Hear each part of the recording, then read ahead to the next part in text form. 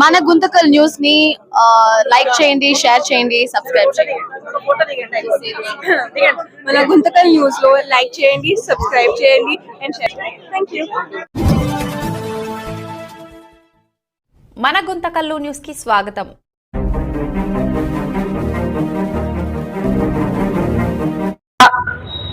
అన్ని కార్మిక సంఘాల ఆధ్వర్యంలో నిర్వహిస్తున్నటువంటి దేశవ్యాప్త సమ్మెకు విచ్చేసినటువంటి కార్మిక సోదరి సోదరులందరూ కూడా పేరు పేరున విప్లవాది ధన్యవాదాలు తెలియజేస్తున్నాం. ఎందుకంటే ఈరోజు మనం చూసాం, కేంద్రంలో బీజేపీ ప్రభుత్వం, రాష్ట్రంలో ఎన్డీఏ ప్రభుత్వం, కూటమిలో ఉన్నటువంటి ప్రభుత్వాలు ఈరోజు ఏ విధంగా కార్మికులకు హక్కులను కాలరాస్తున్నారో మనందరూ కూడా చూస్తున్నాం. ఈరోజు రాష్ట్ర వ్యాప్తంగా, దేశవ్యాప్తంగా కార్మికులకు ఉన్నటువంటి లేబర్ కోడ్లను మొత్తం కూడా దాదాపుగా 29కి సంబంధించినటువంటి చట్టాలను సైతం ఈరోజు 4 లేబర్ కోడ్లుగా తీసుకొని వచ్చి కార్మికుల హక్కులను కాలరాస్తూ ఈరోజు కార్మికులకు మరియు కర్షకులకు, ఉద్యోగస్తులకు, ప్రభుత్వము మరియు ప్రైవేట్ రంగంలో దాంతోపాటు అవుట్ సోర్సింగ్ లో పనిచేస్తున్నటువంటి కార్మికులందరూ కూడా కొట్టే విధంగా ఈ లేబర్ యాక్ట్లను తీసుకొని వచ్చి మన పైన చాలా దుర్మార్గంగా కార్మికుల యొక్క హక్కులను కాలు రాస్తున్నటువంటి ఈ కేంద్ర రాష్ట్ర ప్రభుత్వాలకు బుద్ధి చెప్పాలనేటువంటి ఉద్దేశంతో దేశవ్యాప్తంగా ఉన్నటువంటి అన్ని ట్రేడ్ యూనియన్లు ఏకతాటి వచ్చి ఈరోజు ఈ యొక్క ఉద్యమాన్ని నిర్వహిస్తున్నా అంటే ఒక్కసారి ఆలోచన చేయండి. ఈ దేశంలో నిరంకుశ పాలన నడుస్తుంది. కేవలం దేశంలో ఏదైనా ఒక ప్రజాస్వామ్యబద్ధంగా ఉందంటే ఈరోజు ప్రజాస్వామ్యబద్ధం అనేటువంటి లేకుండా ఈరోజు యొక్క రైతులకైతేనేమి, కార్మికులకైతేనేమి మరియు ఈరోజు ఉద్యోగస్తులకు వీళ్ళందరికీ రావాల్సినటువంటి బెనిఫిట్స్ ఏవి కూడా లేకుండా కేవలం బడా కార్పొరేట్ కంపెనీలకు, అదాని లాంటి కంపెనీలకు దోచిపెట్టడం కోసం కార్మికుల యొక్క శ్రమను ఈరోజు వారికి దారదత్తం చేస్తూ మనకు పూర్తి స్థాయిలో మన రక్తాన్ని చిందించి పనిచేసేటువంటి కార్మికులకు వారి యొక్క హక్కులను పూర్తిగా కాలరాస్తున్నటువంటి ప్రభుత్వాలు ఖచ్చితంగా నశించాలా. అదే విధంగా ఈ రాష్ట్రంలో, ఈ దేశంలో జరుగుతున్నటువంటి అన్యాయాల పైన ఎదిరిస్తున్నటువంటి ఈ యొక్క ట్రేడ్ యూనియన్ అయితేనేమి, ఎర్ర జెండా పార్టీ అయితేనేమి మరియు వారితో పాటు ఉన్నటువంటి అనేక పార్టీలను, ప్రతిపక్షంలో ఉన్నటువంటి పార్టీల యొక్క గొంతును నొక్కి ఈ దేశంలో, ఈ రాష్ట్రంలో ఎక్కడ చూసినా కూడా వారు చెప్పినటువంటి వాళ్ళ సొంతమైనటువంటి బుక్కులను రెడీ చేసుకొని రాజ్యాంగాన్ని దూరం పెట్టి ఈరోజు బాబాసాహెబ్ అంబేద్కర్ గారు రచించినటువంటి రాజ్యాంగాన్ని కాకుండా వారు సొంతంగా ఇచ్చినటువంటి అనేకమైనటువంటి పేర్లతో సొంత బుక్కులు తయారు చేసుకొని వాళ్ళే రాజ్యాంగ నిర్మాతలుగా తయారవుతున్నారంటే ఈ దేశం ఎక్కడ పోతుంది, ఈ రాష్ట్రం ఎక్కడ పోతుందో మనం అందరూ కూడా ఆలోచించాల్సినటువంటి పరిస్థితి అనేది. మీరు చేసేటువంటి అనేకమైన పోరాటాలకు మా వైఎస్ఆర్ కాంగ్రెస్ పార్టీ తరఫున, మా YSR Congress party trade union తరఫున మీ అందరూ కూడా ప్రతి నిత్యం మీరు ఇచ్చినటువంటి పిలుపుకు మేము సంపూర్ణంగా మద్దతు ఉంటుందని చెప్పేసి తెలియజేస్తున్నాం. గతంలో చూసుకుంటే వైఎస్ జగన్మోహన్ రెడ్డి గారు అధికారంలో వచ్చిన తర్వాత యువతకు అనేక మంది ఉద్యోగాలు ఇచ్చారు సచివాలయాల ద్వారా, మరియు అనేకమైనటువంటి ఉద్యోగాలు ఇస్తే ఈరోజు 2 సంవత్సరాల కాలం అవుతుంది ఈ రాష్ట్రంలో ఎటువంటి పథకాలు లేదు, ఉద్యోగ అవకాశాలు లేవు. అయినప్పటికీ కూడా 3 లక్షలకు పైగా 2 సంవత్సరాల కాలంలోనే ఈరోజు అప్పులు చేశారు. ఆనాడు అప్పులు శ్రీలంక అవుతుందన్నారు, ఈరోజు సింగపూర్ అవుతుంది చంద్రబాబు నాయుడు గారు అని చెప్పేసి కూడా మేము ప్రశ్నిస్తున్నాం. ఎందుకంటే ప్రజలందరూ కూడా తెలుసు, ఇక్కడ మనమంతా కూడా పని చేసుకోవడానికి ఎలాంటి ఉపాధి అవకాశాలు లేవు. గుంతకల్ నియోజకవర్గంలో రాష్ట్ర వ్యాప్తంగా కూడా ఎలాంటి ఉపాధి అవకాశాలు లేవు.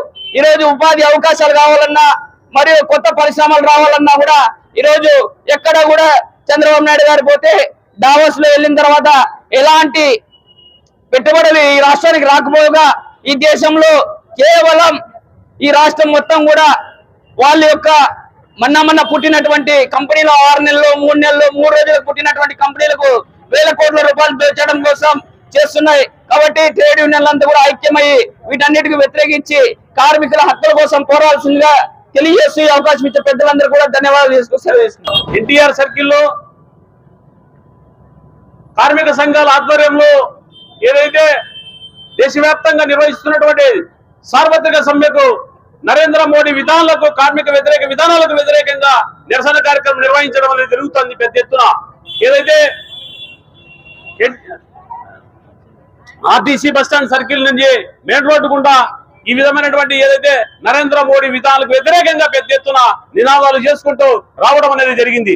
ఎందుకంటే ఈ 12 సంవత్సరాల కాలంలో నరేంద్ర మోడీ విధానాలు పూర్తిగా కార్మిక వర్గానికి సంబంధించినటువంటి హక్కుల మీద, అదే విధంగా సౌకర్యాల మీద కూడా పూర్తిగా ఉక్కుపాదం మోపడం అనేది జరిగింది.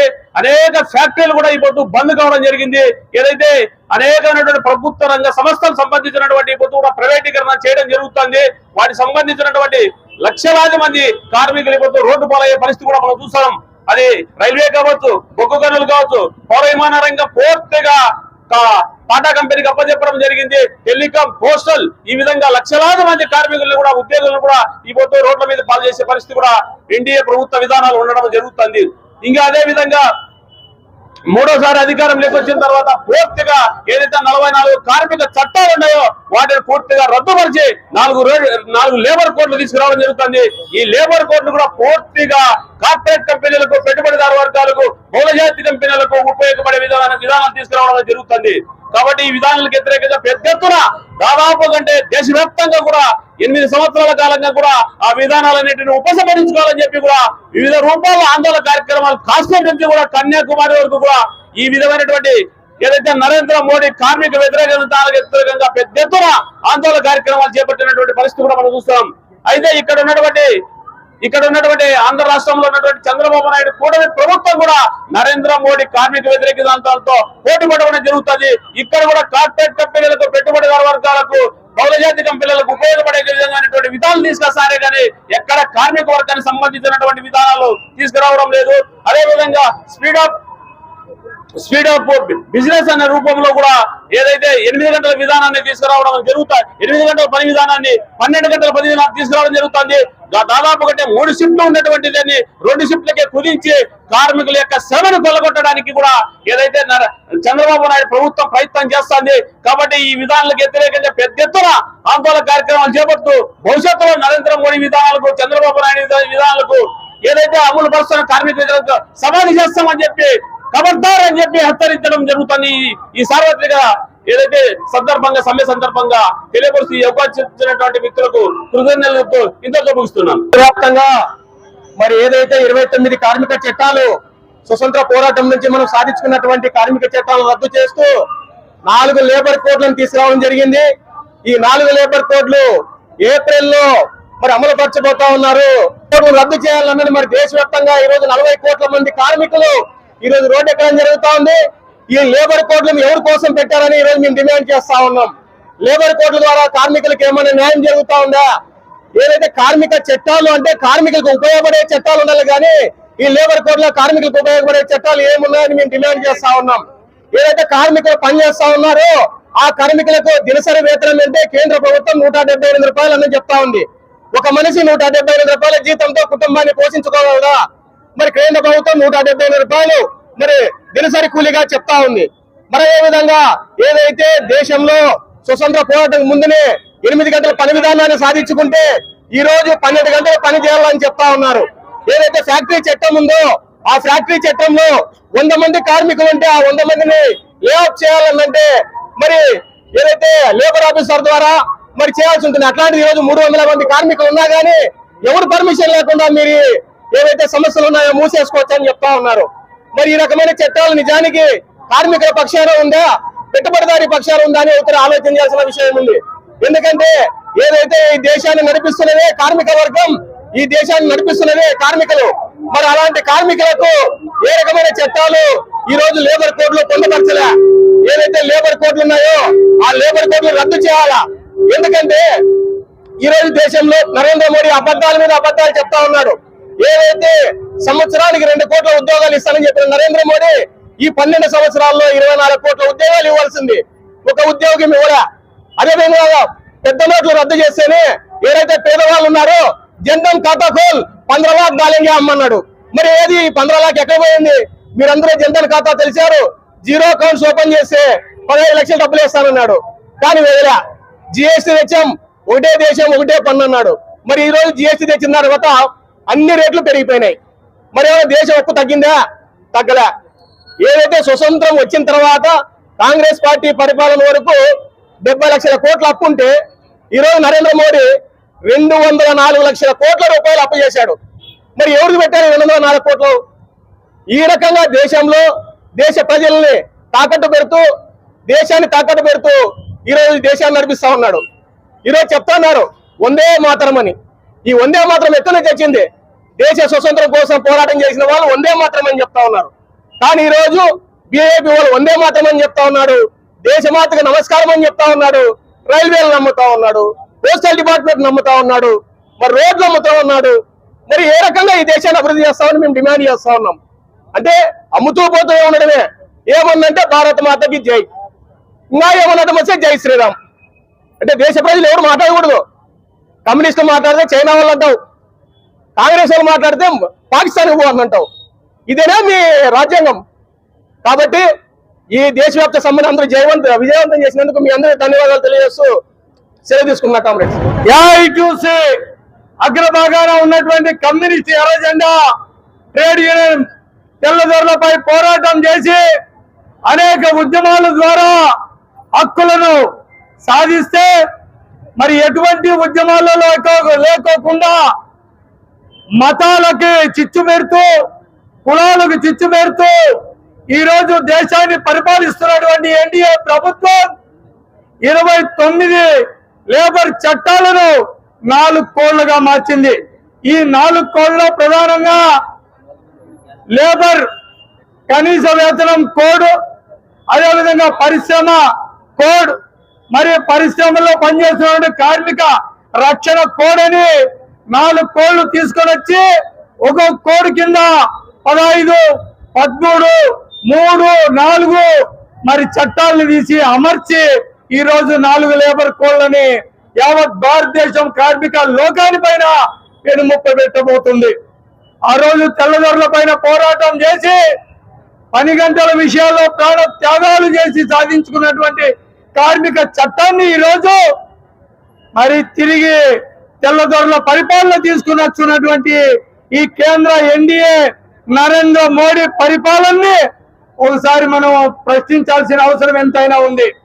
ఇక్కడ గతంలో 10 మంది 9 మంది పనిచేస్తున్నటువంటి నామాల సేటు, mummy daddy, aunty aunty uncle ఇలాంటి అనేక పరిశ్రమల్లో పనిచేస్తున్నటువంటి చిన్న చిన్న పరిశ్రమల్లో కూడా వారికి పిఎఫ్, ఈఎస్ఐ అనేక సౌకర్యాలు కార్మిక చట్టాలు కల్పించే కీలక పాత్ర ఆ ఎర్ర జెండా ఉన్నటువంటి ట్రేడ్ యూనియన్లకి దక్కింది.